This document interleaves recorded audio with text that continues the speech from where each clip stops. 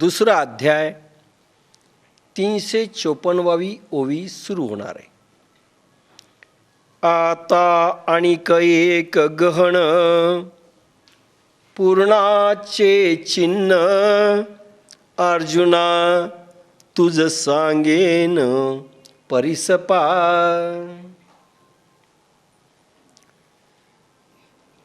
भगवान अर्जुनाला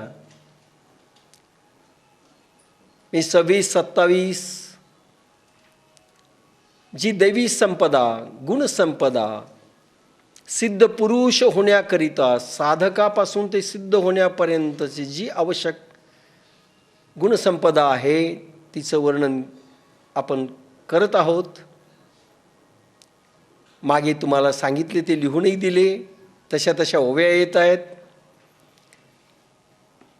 मागच्या प्रवचनाची ओवी तैसी इंद्रिये अपैती होती जयाचे मणितले करती तयाची प्रज्ञा जाण स्थिती पातली असे. फार डिटेल आणि विस्ताराने वर्णन झालेलं आहे. स्पिरिच्युअल कोशंट प्रज्ञा स्थिरावली केव्हा होते, प्रज्ञा निर्माण केव्हा होते, म्हणजे वैज्ञानिक भाषेत विज्ञानी भाषेत स्पिरिच्युअल कोशंट अध्यात्मांक केव्हा निर्माण होतो ह्याविषयी विस्ताराने वर्णन आपण पाहिलं. सुख केव्हा मिळतं, शांती केव्हा मिळते, सुखाची व्याख्या काय मागच्या पूर्ण प्रवचनामध्ये मागच्या वेळेसच्या आलं आहे, म्हणून आता त्याचं जात नाही. त्याच वेळेस तो स्थितप्रज्ञ होतो, सिद्ध पुरुष होतो, संत होतो, भक्त होतो. तोपर्यंत नाही. आता आणिक एक गहन पूर्णाचे चिन्ह भगवान अर्जुनाला पुन्हा सांगतायत. अर्जुना अजून तुला काही लक्षणं सांगेल की पूर्णत्वाला पोहोचलेले पुरुष त्यांची लक्षणं कोणती आहेत, अजून काही गोष्टी सांगेल. अर्जुना तुझ सांगेन परिसपा, ऐकायला तयार हो. आता आणखी एक पूर्ण लक्षण पोहोचलेले सिद्ध पुरुषांचे गूढ अनाकळ लक्षण तुला सांगतो, हे लक्ष लावून ऐक. हे आपल्याला पण आहे बरं का. फार छान ओव्या येऊन गेल्या. संस्कृत श्लोक भगवद्गीतेचा 2रा अध्याय 69वा. या निशा सर्वभूतानां तस्यां जागृती संयमी यस्यां जागृती भूतानि सा निशा पश्यतो मुने. या निशा सर्वभूतानां तस्यां जागृती संयमी यस्यां जागृती भूतानि सा निशा पश्यतो मुने. सर्व प्राण्यांची जी रात्र तिच्यामध्ये संयमवान धारणा ध्यान समाधी सिद्ध झालेला ज्ञानबुद्धी योगी जागतो, आणि जिच्यामध्ये प्राणी मात्र जागृत असतात, जागे असतात, ती ज्ञानबुद्धी योगी मुनीची रात्र आहे. भूता रात्र समय येतो तेव्हा संयमी जागतो, भूते होती जेव्हा जागी मुनीस ती रात्र सुगी. माऊलींचं निरूपण म्हणजे माऊलींचे श्लोक. देखे भूत जात निदेले तेथेची जया पाहले, आणि जीव जेथ चेईले तेथ निद्रित जो. सर्व प्राणीमात्रांच्या पंचभूतात्मक देहातील ज्ञानशक्ती असंख्य अनंत अपार जन्मापासून झोपलेली असते. त्या ठिकाणी ज्या बुद्धियोगांची ज्ञानशक्ती जागृत झाल्यामुळे उजाडले आहे, आणि जीव ज्या व्यवहार व विषयांच्या ठिकाणी जागी आहेत त्या ठिकाणी जो बुद्धियोगी निजलेला असतो याची तुलना करून पहा. टीप पहा 355.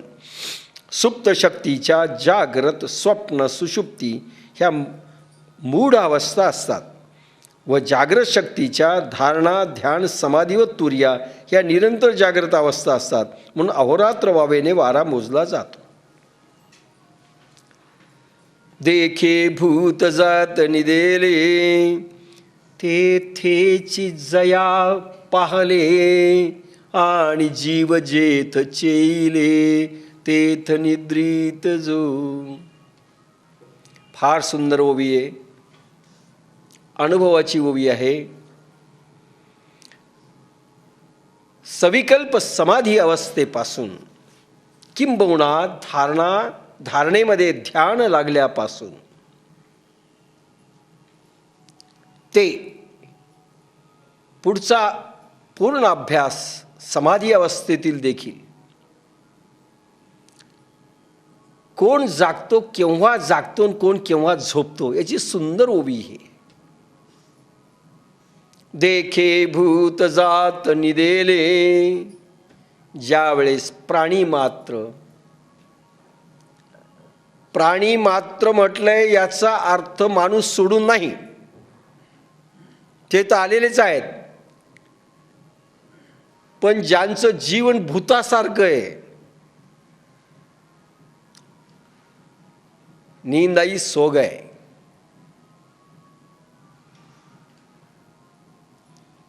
झोप आली झोपले, जाग आली उठले. आणि काही लोकांना इतकी गाढ झोप लागते, फारच कठीण आहे. विद्यार्थ्यांना तर आजकाल फार लागते अभ्यासाला. उठा म्हणलं तर कधीच उठणार नाही.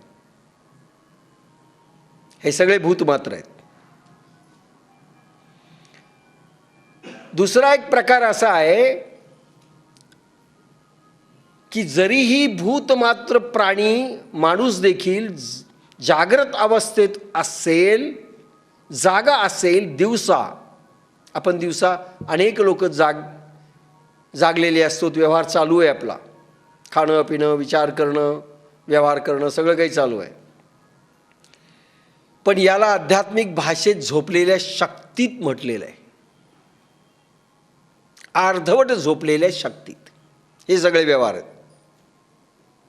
सायन्सच्या भाषेत जर बोलायचं असेल तर बुद्धी आणि शरीरात जागृत असलेली सर्वसाधारण माणसांची शक्ती सिद्ध गुरु मिळाल्यानंतर ट्रान्समिट झाल्यानंतरची नाही. साधे शास्त्रगुरु मिळालेले आहेत, मंत्रगुरु मिळालेले आहेत, त्यांची देखील कुंडलिनी शक्ती जागी नाही. दैवी शक्तीचे अनुभव ज्यांना आलेले नाहीत ते कोणीही असो, भलेही भक्त असोत, भले मंत्र जापक असोत, भले कथा कीर्तन प्रवचन करणारे असोत, कोणी असो, भले ड्रेस अंगावर घातलेले महाराज असोत, पण कुंडलिनी जागृत नाहीये. हे सगळे यांची शक्ती ही झोपलेली आहे असं समजायचं.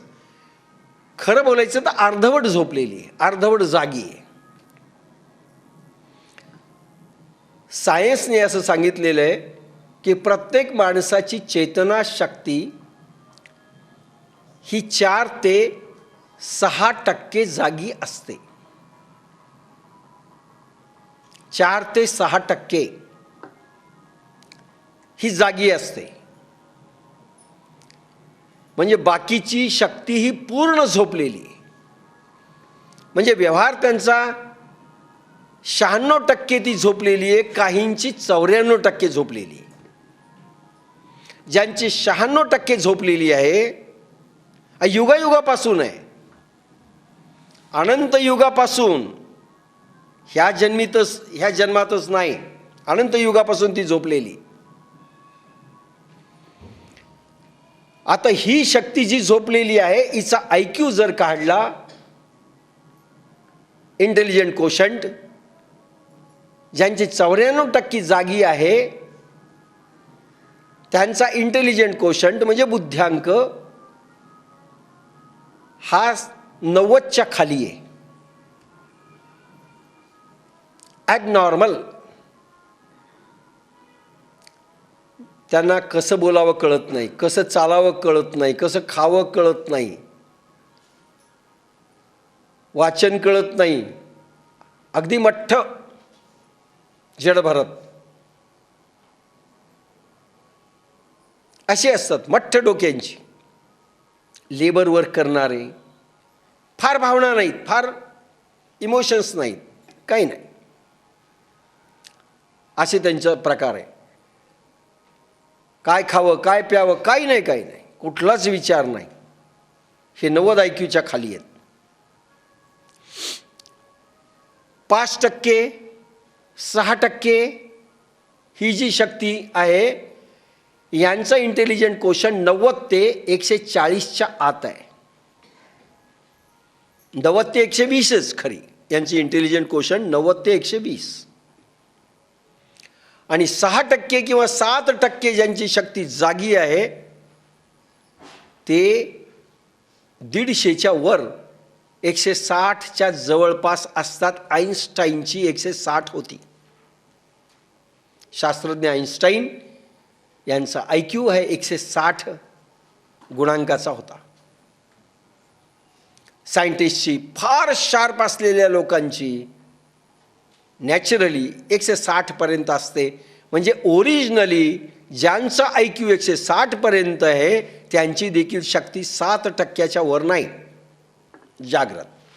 बाकी सगळी निद्रित आहे, झोपलेली आहे.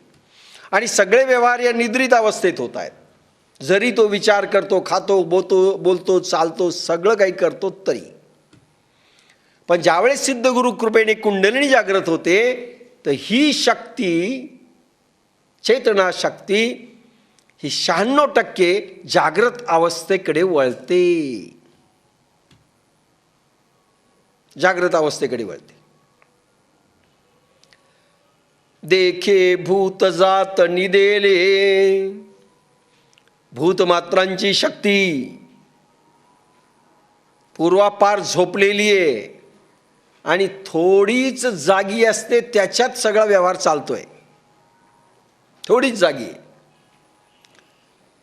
भले महाराज असो तर ड्रेस अंगावर घातले, पोथ्या यायला लागल्या म्हणजे चेतना शक्तीचं उद्बोधन झालं, सबसेल खोटं आहे. सबसेल खोटं. टेस्टिंग मशीन्स नाही आहेत. इमोशनल कोशंट, स्पिरिच्युअल कोशंट मग कळालं असतं. आणि चेतना शक्ती किती आहे याच्या मशीन आल्या असत्या तर छान झालं असतं, ताबडतोब बाहेर आला असतं. तरी काही बायो फीडबॅक सारख्या मशीन्स आहेत, तिथे कुठलाच महाराज जात नाही. आहेत अखंड ज्योती संस्थांमध्ये त्या मशीन्स. मला फार हसू आलं. हरिद्वार ते ऋषिकेश अखंड ज्योती आहे संस्थान. करोडो रुपयाच्या मशीन्स आहेत तिथे. आणि दोन्हीकडे महाराजाची रेल चेल आहे. हरिद्वारलाही आहे आणि ऋषिकेशला आहे. मी कळंबरकर गेलेलो होतो. आम्ही सांगितलं आम्हाला त्या मशीनवर टाका. नाही म्हणले 1 महिना येऊन राहा, तोपर्यंत नाही. 1 महिना येऊन जर आले तर तुमच्यामधली आध्यात्मिक शक्ती, अल्फा किरण किती निघतात त्याच्यावर ते आध्यात्मिक शक्ती. उगीच महाराज बोलतायत आणि महाराज बनलेत म्हणून आध्यात्मिक शक्ती आहे. आजच्या सायन्स युगात हा भोळाभाव चांगला नाही. मशीनवर टाकलं पाहिजे, त्यावेळेस कळतं. आणि आपल्याला किती अनुभव देऊ शकला त्याच्यावरही खेळ आहे. व्यावहारिक अनुभव देणं म्हणजे खरं नाही. आध्यात्मिक अनुभव किती देऊ शकला, खरं म्हणजे देऊ शकत नाही. सो तुमचा गुरु मिळालेला आहे त्याच्या पलीकडे कोणीच जाऊ शकत नाही. इवन देवही. कुठल्याही समाध्या नाही, कुठल्याही देवी देवता नाही, कोणी जाऊ शकत नाही. त्या गुरुमधली पॉवर कमी असेल किंवा त्यांनी दिली नसेल तर तुम्हाला पुन्हा दुसराच गुरु भेटावा लागेल. तोही जिवंत, पुन्हा नाही. देऊ शकत नाही, दिल्या जात नाही, हा कायदा आहे. प्राणीमात्रांच्या पंचभूतात्मक देहातील ज्ञानशक्ती असंख्य अनंत अपार जन्मापासून झोपलेली असते. त्या ठिकाणी ज्या बुद्धियोगांची ज्ञानशक्ती जागृत झाल्यामुळे उजाडली आहे आणि जीव व व्यवहार विषयांच्या ठिकाणी जागे आहेत, त्या ठिकाणी जो बुद्धियोगी निजलेला असतो त्याची तुलना करून पहा. देखे भूत जात निदेले, तेथेची जया पाहले, आणि जीव जेथ चेईले, तेथ निद्रित जो. अजून एक याच्यातली गोम आणि मेघ आहे. हा दुसरा प्रकार थोडा पुढचा या ओवीमधला सांगतो. नंतर तिसरा प्रकार सांगतो जो हिडन आहे, लपलेला आहे. दुसरा प्रकार आहे सुप्त शक्तीच्या जाग्रत, स्वप्न, सुषुप्ती या 3 मूढ अवस्था असतात. माणूस जरी जागा असेल तरी त्याची शक्ती जी झोपलेली असते, जितक्या पर्सेंटमध्ये तितक्या पर्सेंटमध्ये 3 अवस्था असतात: जाग्रत, स्वप्न, सुषुप्ती. म्हणजे तो जागाही असू शकतो,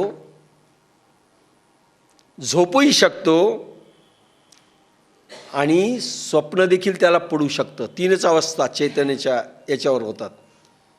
जाग्रत, जागा असणे, जागृत अवस्था, सुषुप्ती, झोपलेली अवस्था झोपेमध्ये रात्री, आणि स्वप्न.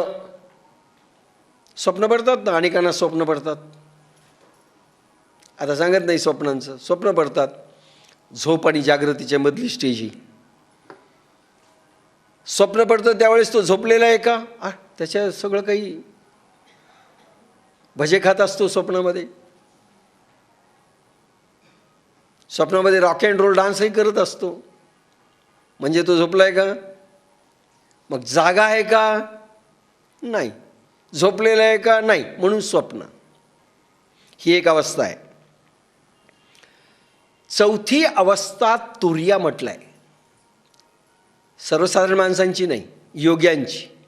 सर्वसाधारण माणसांच्या 3च अवस्था. त्याला एक स्वप्न पडू शकतं, तो झोपू शकतो, तो जागू शकतो. संपलं. 3च अवस्थेमध्ये त्याची चेतनाशक्ती काम करते.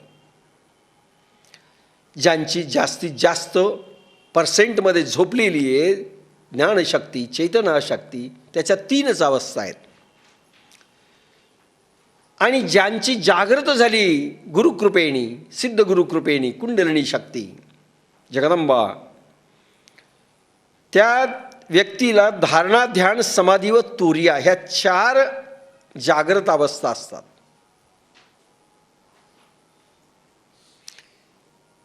याचा जागृतपणी हा व्यवहार, वाचन गिचन एवढंच करतोय हा. पण हा जो जागा असतो ना योगी, त्याला बुद्धियोग मिळालेला आहे. कारण बुद्धियोगाचं वर्णन आहे सगळं. ज्याला बुद्धियोग मिळालेला आहे, हा जो जागा आहे, याच्या जागृतपणाच्या 4 अवस्था आहेत. कोणत्या? धारणा, ध्यान, समाधी. जागृतपणी धारणा, तुम्हाला माहिती आहे राजर्षी योग ज्यांना मिळाला किंवा कर्मयोगामध्ये इलेक्ट्रिक करंट्स आतमध्ये जर तुमच्या नाड्यांमध्ये सुरू झालेले असतील, एक प्रवाह, विजेचा, विजेरी प्रवाह कंटिन्युअस असतो. काही लोकांचे शरीर घाण असतील, त्यांना थोडा थोडा कुठेतरी जाणवेल. काहींना हातात जाणवेल, काहींना इथे जाणवेल, काहींना एखाद्या नसेत जाणवेल, काहीला एका हातात जाणवेल, काहींना तोंडाला जाणवेल. करंट्स, बारीक सूक्ष्म वेव्स इलेक्ट्रिकच्या, सन सन सन असा एक प्रवाह वाहतोय, चैतन्याचा प्रवाह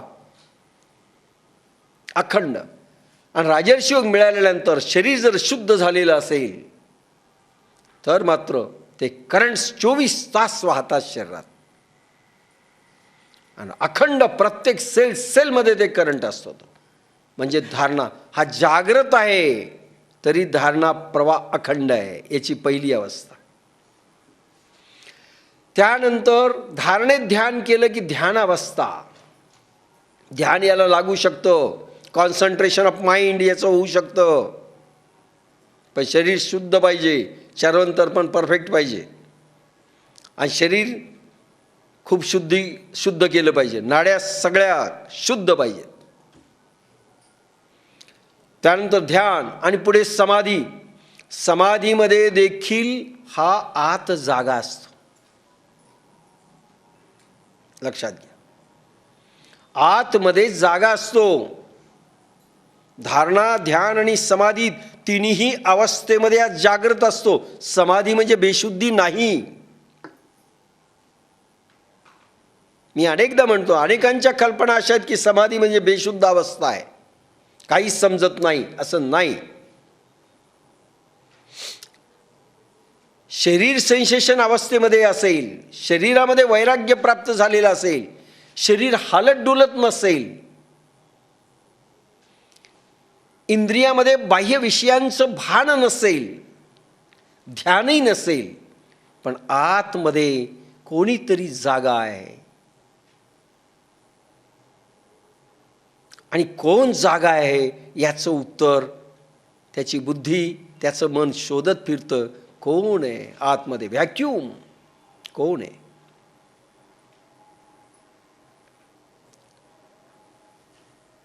आणि मग कोण जागा आहे याचं उत्तर तो शोधत फिरतो. कोणीतरी जागा आहे, कारण शोधणारा शोधतोय कोण जागा आहे. माझी अवस्था अशी झाली होती, सांगितलं होतं तुम्हाला. कोण जागा आहे? समोर दिसत नाही, काही ऐकू येत नाही, जाण आहे, भान आहे, अशी स्थिती येते. ही स्थिती अखंड वाढत गेली की अखंड समाधी झाली. पण हा जागृत आहे बरं का, त्याच्यामध्ये हा जागा आहे, बेशुद्धी नसते. हा एक प्रकार. आणि चौथी तुरीय अवस्थेमधली जागृतपणा, याला झोप म्हणत नाहीत, तुरिया म्हणतात. हा योगी म्हणजे आता दिवसभरात समाधीमधून देखील व्यवहार करू शकतो. काही भक्त असेल, सुरुवात झाली असेल, कर्मयोगातून तुम्ही संपूर्ण राजर्षी योगात आला असाल तर धारणा शक्तीचा अखंड प्रभाव वाहत राहील. नंबर 1. थोडी स्टेज उंचावली, ध्यान अवस्था गाढ होत जाईल. पुन्हा स्टेज उंचावली, समाधी अवस्थेमध्ये जागृत अवस्था प्राप्त होईल. तिन्हीमध्ये हा जागृत आहे, जागा आहे, याची शक्ती जागी आहे. 3. चौथी अवस्था जी आहे झोपीची, त्याला तुरिया म्हणतात. झोप म्हणत नाही. झोपीमध्ये तुम्ही स्वतःहून पांघरून घेऊन झोपता, शान के साथ, आणि नंतर पताही लागत नाही तुम्हाला. कोणी उचलून नेलं तरी, उठवलं तरी उठत नाही, बस असा हात झटकतो, जागा नाही. पण तुरियामध्ये तो झोपीत असतो, पण अखंड जागृत अवस्थेत असतो. म्हणून आता काही काही साधकांना आपल्या अनुभव येत चाललेले आहेत. नेहमी रोज नाहीत, पण केव्हा तरी असा अनुभव त्यांना येऊन जातो आणि भ्रम उत्पन्न होतो, मी जागा आहे का झोपलेला आहे. अंतर्मन अखंड जागा असतं, स्वप्न नाहीये. आणि एक प्रकारची उठल्यानंतर लक्षात येईल हे स्वप्न नव्हतं, कारण महा तेजस्वी होऊन याची झोप जागृत अवस्था प्राप्त करते. तुरीय अवस्थेतली झोप याला तेजोमयी करते. असं वाटतं की पूर्ण साधनेचं फळ मिळालं. योगाग्नी प्रदीप्त होतो मोठा, ध्यान प्रगाढ अवस्थेमध्ये जातं. श्वास देखील याचा उठल्यानंतर अतिशय कमी स्पीड मध्ये चालत असतो. एक शांती, प्रसन्नता साठवलेली असते. म्हणजे हा झोपेतही जागा आहे, याची आत्मशक्ती जागी आहे. पण झोपेचंही फळ मिळतं, साधनेचंही फळ मिळतं. दॅट इज तुरिया. म्हणजे 24 तास जागा आहे ना, हा झोपेतही जागा आहे. 2-3 साधकांनी मला असं सांगितलं. हो म्हणलं, तीच अवस्था आहे. मग आमची झोप होते की नाही, शंका आली. पण ट्युनिंग तुमची परफेक्ट असेल तर झोपत असताना एक समाधी बोध अवस्थेतनं तुम्ही जर झोपले तर तुरिया प्राप्त होते. मुद्दाम म्हणून झोपले की नाही. मग साधना करता करता केव्हा पडले असं झालं पाहिजे, त्याला योग निद्रा म्हटलंय. आणि भगवान विष्णू योग निद्रेमध्ये अखंड असतात असं म्हटलंय. योग निद्रा ती तुरिया अवस्था. लोकांना वाटतं झोपलाय, पण तो जागा आहे. समाधी बोध अवस्था त्याच्यातनं तो प्राप्त करतोय आणि झोपेचंही फळ मिळतंय. म्हणजे अखंड साधना. व्यवहार करत असला तरी साधनामय, झोपला तरी साधनामय. याला म्हणतात अखंडित वारकरी. अखंड वारकरी येतो. खाते पीते है सोते है तो भी वे समाधि अवस्था को प्राप्त हुए वे.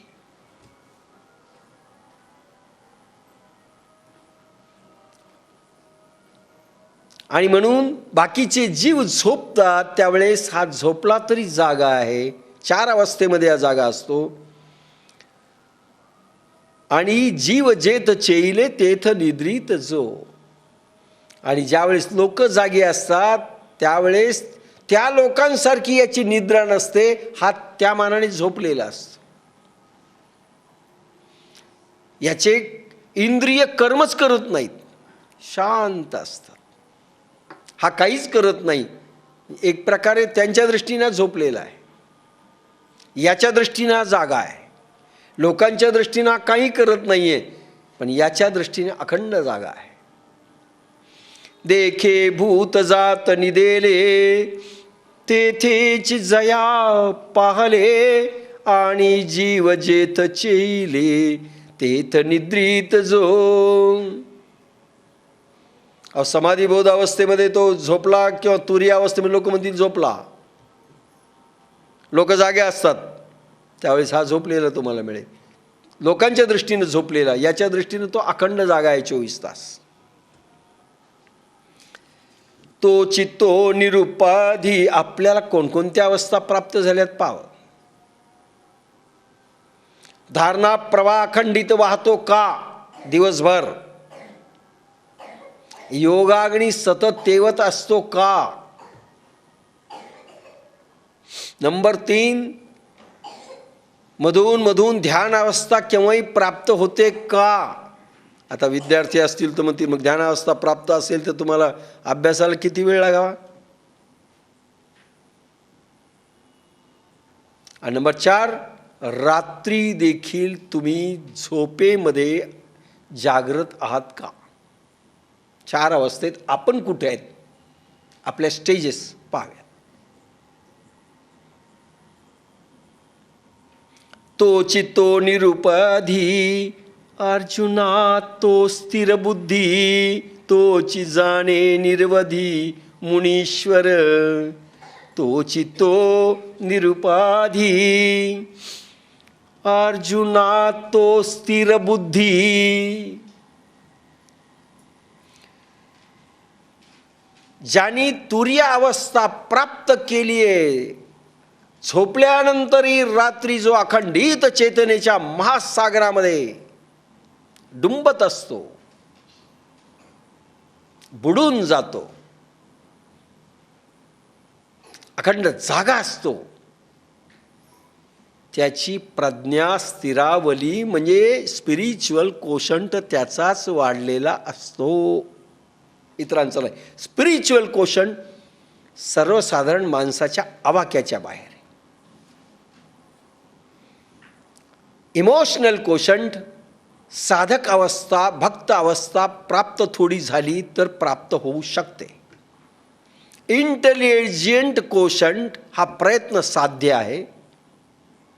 देहशुद्धीचे प्रयोग, मनशुद्धीचे प्रयोग, शरीरशुद्धीचे प्रयोग केल्यानंतर इमोशनल कोशंट भावनांक हा प्रयत्न साध्य प्लस अध्यात्मांचे प्रयोग, भक्तीच्या काही लाईन्स, भक्तीच्या काही वाटा, भक्तीचे काही प्रयोग, मंत्रांचे प्रयोग याची जोड देऊन चेतना शक्तीची काही जोड देऊन इमोशनल कोशंट वाढवता येतो.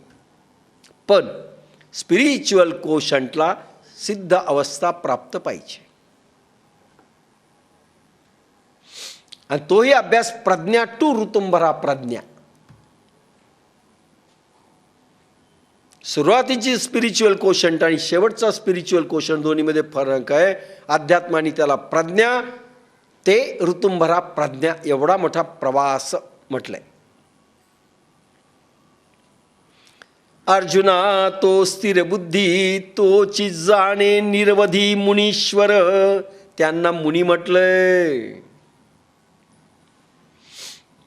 जैन साहित्यामध्ये साधुत्वाच्या 7-8 व्याख्या केलेल्या आहेत. तीर्थंकरी शेवटची व्याख्या केलेली आहे. साधू, मुनी असे काही प्रकार केलेले आहेत त्यांनी.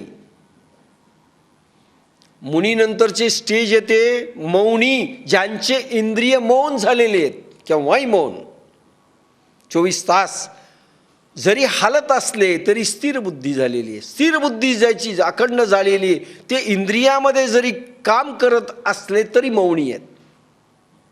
मौनी. लोकांनी मौनीचा अर्थ काय केला? आम्ही बोलणार नाहीत पण खुनीने सांगू उठ बस. हे काय मौनी आहे? इंद्रियानी 10 इंद्रिये 11वं मन यांनी मौन पाळलं पाहिजे. त्याला मौनी म्हणतात. म्हणून मौनी अमावस्या. आता त्या अमावस्याला निदान 1 वर्षात तरी मौन सगळ्या इंद्रियांनी पाळावा अशी अपेक्षा आहे.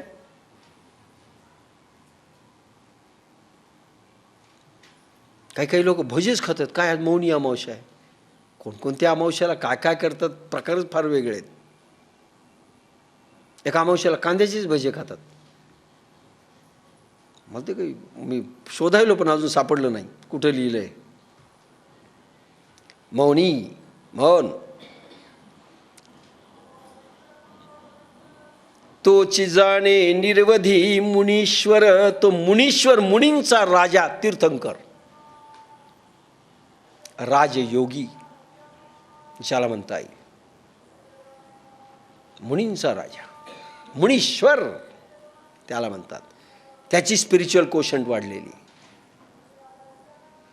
अरे भगवान व्यासांनी किती प्रचंड भांडार निर्माण केलं. डिक्टेशन कंप्लीट देत होते. आणि स्टेनोग्राफर कॉम्प्युटर गजानन आहेत गणपती. साधा कॉम्प्युटर चालतच नव्हता. सिलेक्ट कोणाला केलं? गणपतीला केलं की स्पीडीली ज्या वेळेस मी सांगेल त्याच वेळेस ते लिहून त्यांनी घ्यावं बरोबर अचूक. पण गणपती फार हुशार होते. गणपती म्हणाले आपली एक आट आहे. आपण आजपर्यंत कोणाचे स्टेनोग्राफर झालेलो नाही. तुमचं होत पण माझी एक आट आहे. काय आट? तुम्ही थांबले बोलताना की मी आपलं सोडून देईल सगळं. मग हे म्हणले माझी पण एक आट आहे. म्हणे काय? मी सांगितल्यानंतर त्याचा अर्थ तुम्हाला समजला पाहिजे आणि जाणून घेतल्यानंतरच लिहायचं. तोपर्यंत तुम्ही मौन राहायचं. ठीक आहे म्हणले, ॲक्सेप्टेड. आणि मग ज्यावेळेस यांना लॅट्रिनला जायचं, जेवायचं किंवा काही करायचं असेल त्यावेळेस कूट प्रश्न टाकायचे. गणपती परेशान व्हायचे त्याच्यात.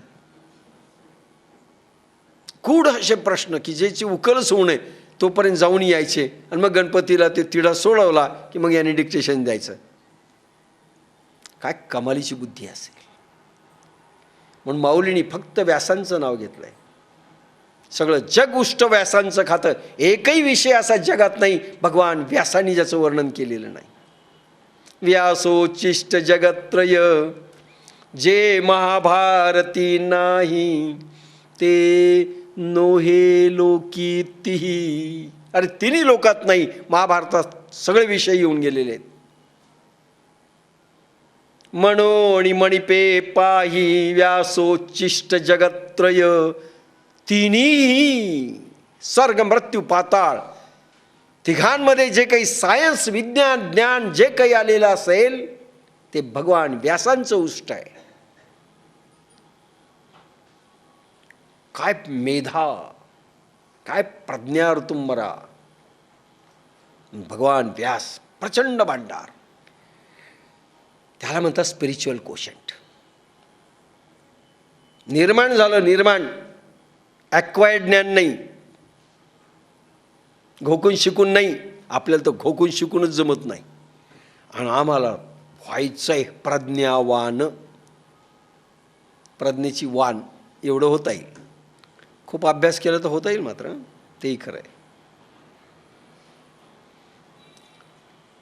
तोच तो बुद्धियोगी उपाधी रहित होय अर्जुना. तो स्थिर बुद्धी झालेला आहे आणि तोच निर्विषय झाल्यामुळे निरंतर परिपूर्ण मौनी आहे.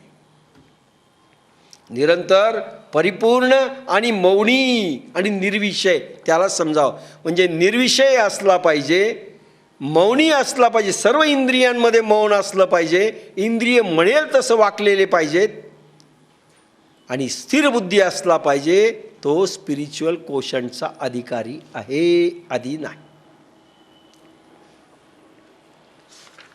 70वा श्लोक.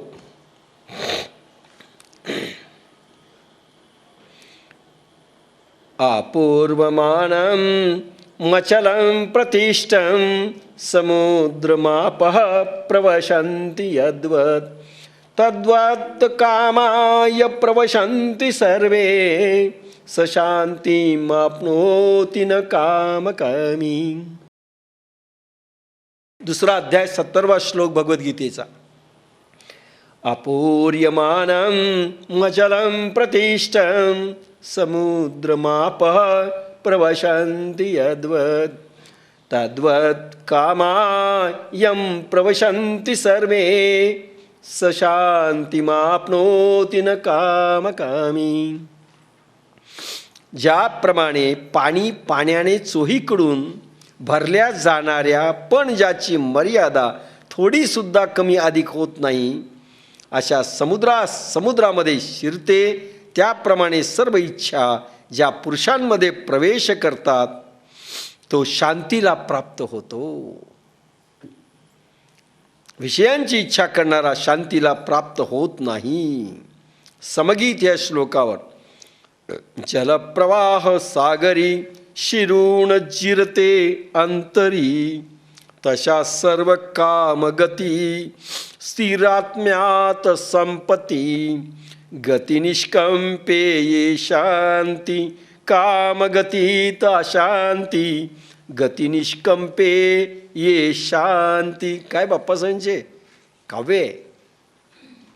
पुन्हा पहा. जलप्रवाह सागरी शिरून जिरते अंतरी तशा सर्व कामगती स्थिरात्म्यात संपत्ती गती निष्कंपे ये शांती. गती निष्कंप झाल्यानंतर शांती येते. गती निष्कंपे ये शांती कामगतीत अशांती.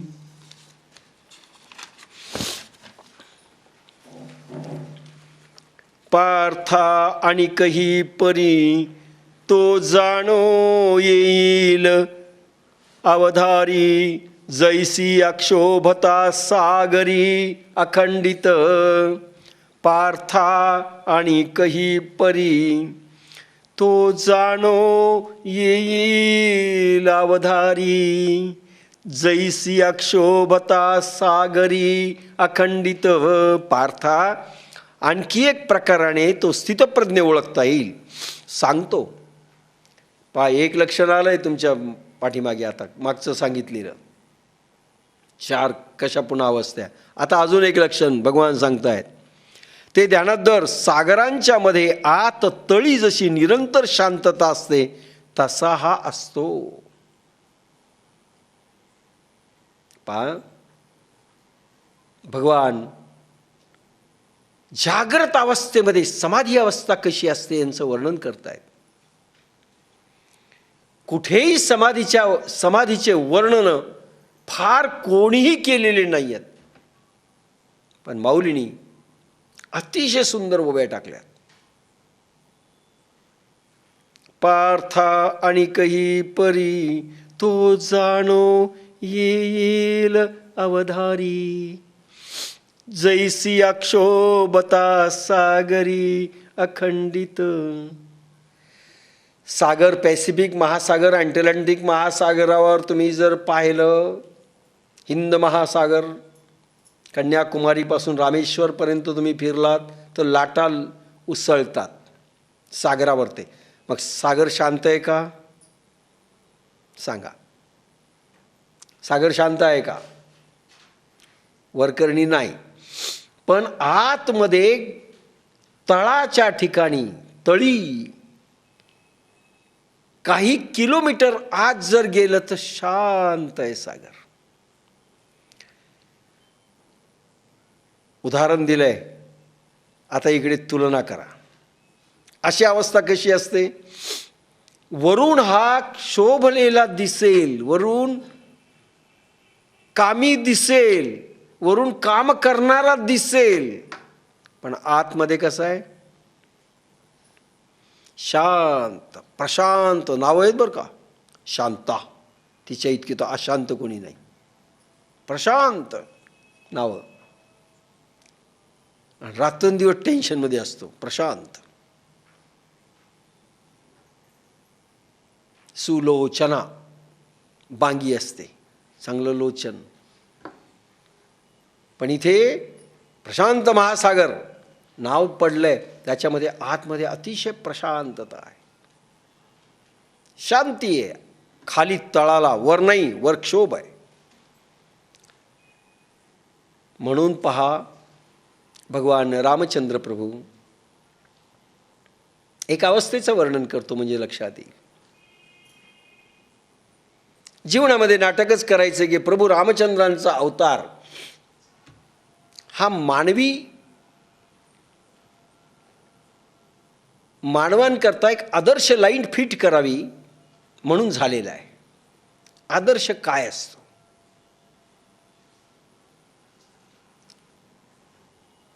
आणि ह्याकरता जन्मलेले राम हे मानव देहामध्ये असल्याने याला मानव अवतार म्हणलेला आहे. परिपूर्ण मानव कसा असतो हे दाखवण्याकरिता ज्यावेळेस सीता चोरून नेली त्यावेळेस भगवान रामचंद्र प्रभू अगदी रडायला लागले. झाडाला विचारतायत, वेलीला विचारतायत, पक्षाला विचारतायत, तुम्ही सीता पाहिली का हो? कुठे पाहिली? जनकनंदिनी पाहिली का? मी काय उत्तर देऊ जनक राजांना, त्यांच्या पत्नीला, माझ्या घरची आईला मी काय उत्तर देऊ? अयोध्येच्या जनतेला मी काय उत्तर देऊ? आणि सारखं रडतायत, झाडाला कवटाळतायत, सीता कुठे, सीता कुठे, हाय सीते, हाय सीते. पार्वतीला अतिशय दुःख झालेलं आहे रामचंद्र प्रभूंना आणि विहळतायत. भगवान शंभू त्यावेळेस रामाचं ध्यान करत होते आणि माता पार्वती विचारते शंभूला, कोणाचं ध्यान करतात? ते म्हणे रामाचं. ते म्हणाले, तेच राम का जे सध्या फिरायलेत सीता सीता करीत? तो देव असू शकत नाही, तो अवतार असू शकत नाही असं त्यांनी सांगितलं. शंकराला सांगितलं, सतीनं, पार्वती नाही. आणि त्यानंतर काही लाख वर्षांची गोष्ट आहे, कारण रामचंद्रांना होऊन 7-8 लाख वर्ष झालेली आहेत. त्या काळात सती होती. आणि हे फिरतायत हाय सीते करत. सीतेने परीक्षा घ्यायची असं ठरवलं. एकदम रूप पालटलं. नाही, आपल्या सतीनी आपलं रूप पालटलं आणि रामचंद्र ज्या रस्त्यावरून लक्ष्मण आणि रामचंद्र येणार आहेत त्यांच्या समोर ही सीता बनली सती आणि समोर तिकडून येते. आता यांनी तर अतींद्रिय दृष्टीने सगळं माहिती होतं. कुठे गेली, काय गेली, कोणी नेली, कोण समोर आलं. सीता बनून आल्यानंतर एकदम राम समोर येत आहेत आणि एकदम प्रणाम केला असा, पाया पडले. मातेश्वरी जगदंबे, आपण एकटाच कसा आलात? शंभू नाही आले? बापरे म्हणाले. सीतेच्या रूपात येऊन यांनी ओळखलं. 24 तास अतींद्रिय दृष्टी जागी होती. वरून नाटक, आतून शांतता. हे उदाहरण लक्षात आलं म्हणजे तुम्हाला समजेल. सिद्ध पुरुषाचं असं असलं पाहिजे. वरून नाटक, आतून मात्र शांत. काही नाही, क्षोभ नाही, टेन्शन नाही, दुःख नाही. वरून दाखवील, आतून नाही. वरून लाटा उसळतील, सुनामी देखील उसळतील, राग देखील दिसेल. प्रत्येक भक्ताला हे साधलं पाहिजे, प्रत्येक साधकाला हे जमलं पाहिजे आणि सिद्धांनी पूर्ण अनुभवलं पाहिजे. होऊ शकतं व्यवहारामध्ये आम्हाला रागवावं लागेल, होऊ शकतं सुनामी लाटा उसळतील, पण आतमध्ये हा शांत पाहिजे. अक्षोभ, प्रशांत महासागर असं शांत, काही नाही, काही घेणं देणं नाही. आतून शांतता आहे. त्याला म्हणतात सिद्ध पुरुष. अरे साध्या घटनेने हे लावतात माणसं, ते सिद्ध पुरुष नाहीत.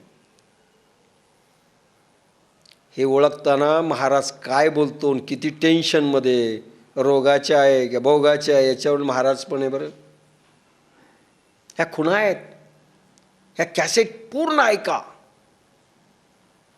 आणि डोळसपणाने सगळ्यांची जीवनं पहा. साध्या साध्या वाक्यातून समजेल की स्टेज काय आहे त्यांची. साध्या साध्या वाक्यातून, साधं बोलण्यातून, प्रवचनातून आपल्याला तर समजलं पाहिजे. जाहीर नाही बोललं तरी चालतं, पण आपल्याला तर समजलं पाहिजे ना काय आहे स्टेज.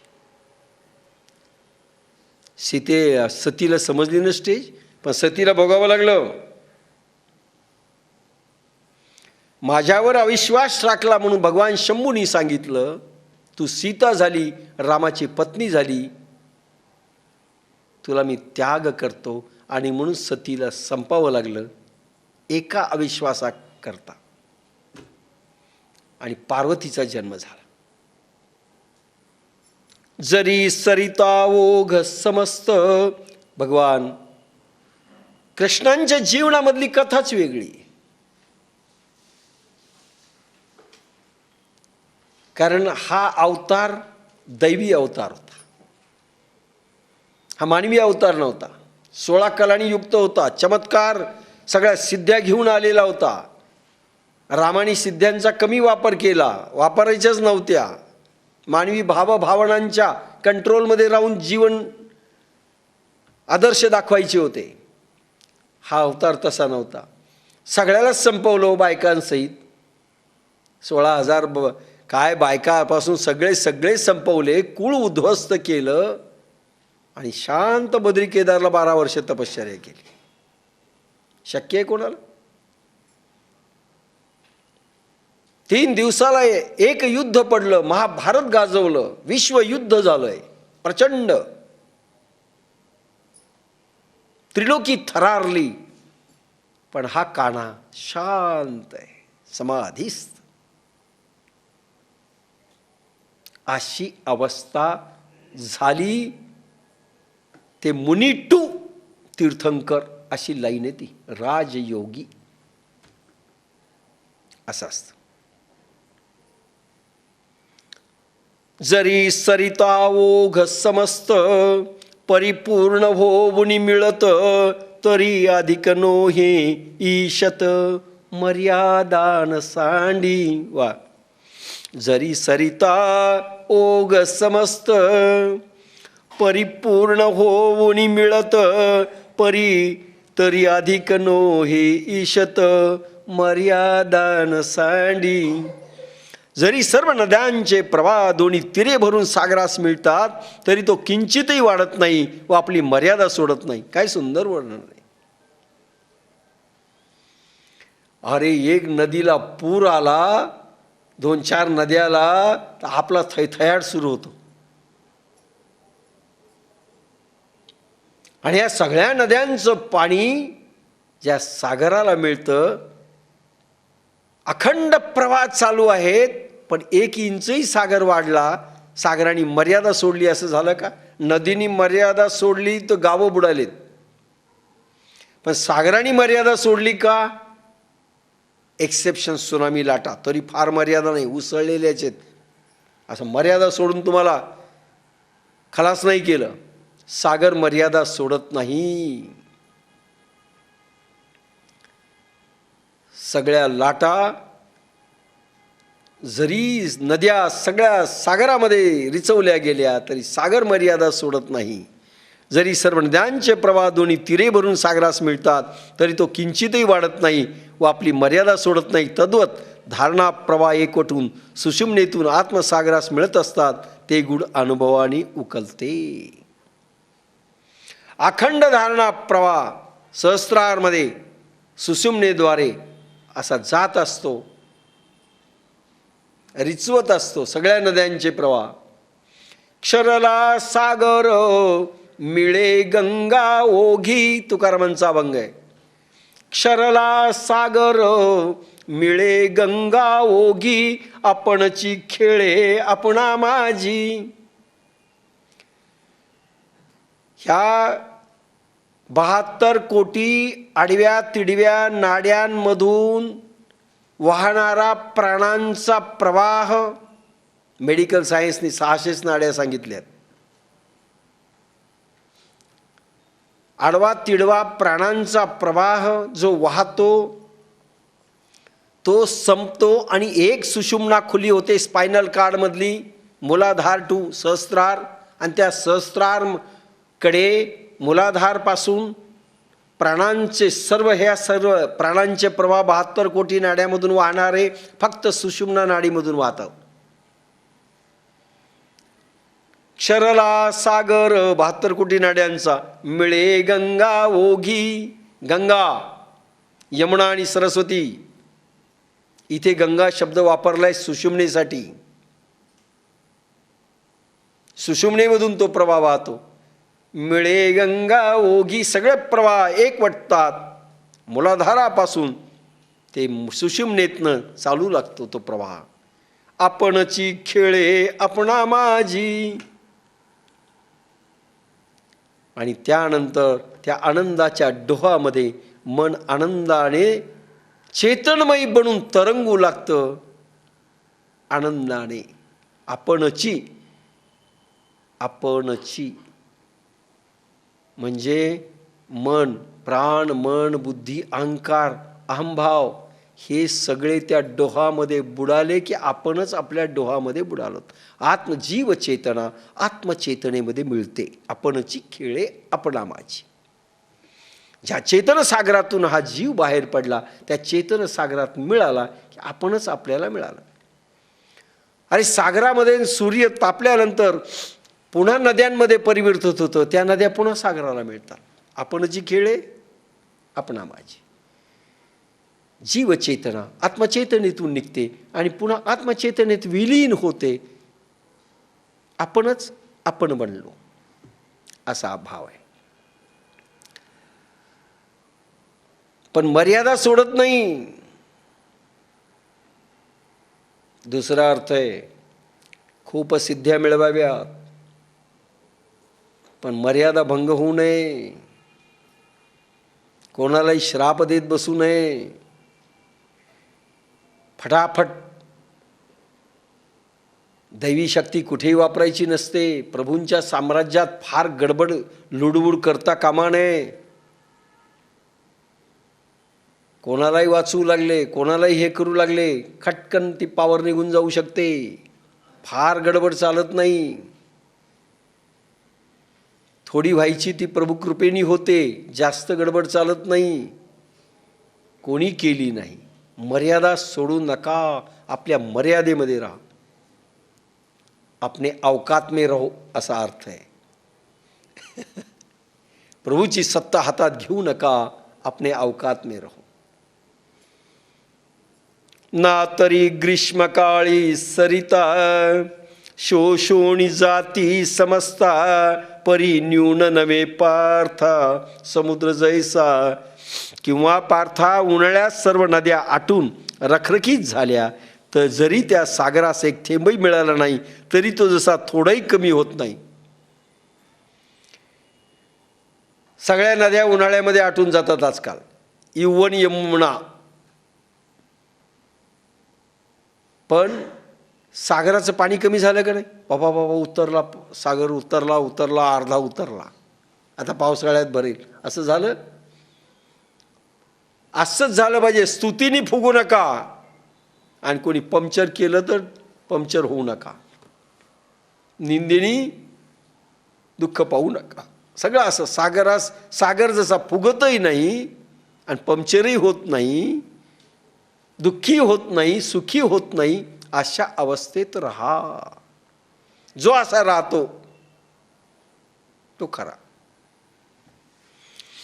ना तरी ग्रीष्मकाळी सरिता तद्वत प्रखर वैराग्याच्या तापाने सर्व कामना आटल्या तरी आत्मसागर लेशही कमी होत नाही. कामना आटल्या. हे नद्यांचे प्रवाह म्हणजे कामनेंचे प्रवाह, वासनेंचे प्रवाह. दोन प्रकार लक्षात घ्या. साधक अवस्थेमध्ये कामनेंचे प्रवाह आत्मसागरात मिळाले पाहिजेत आणि सागर शांत पाहिजे. लक्षात घ्या. म्हणजे आता गंगा ह्या नद्यांचे प्रवाह, त्याचं उदाहरण द्यायचं. हे का दिलं उदाहरण? साधक अवस्थेमध्ये व्यवहार करावा लागतो.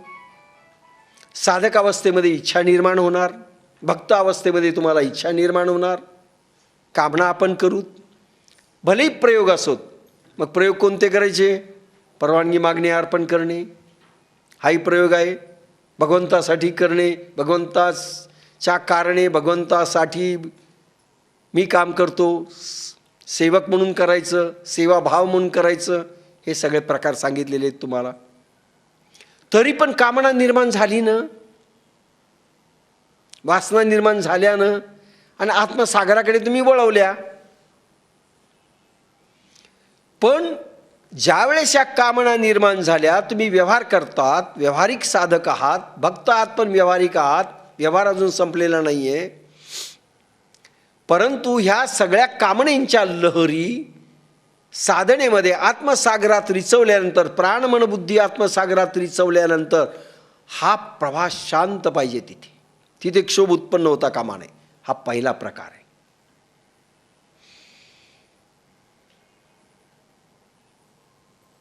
मिळालं फळ ठीक आहे, नाही मिळालं नाही मिळालं, क्षोभ होता कामा नये. कामना वासनामुळे सुखदुःखांचे पडसाद जरी आले, भोगावे लागले,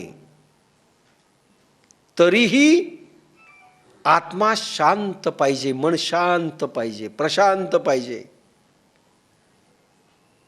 सुखदुःखे समय कृत्वा लाभा लाभो जया जयो, लाभ हो जय हो, शांत आहे. कामना,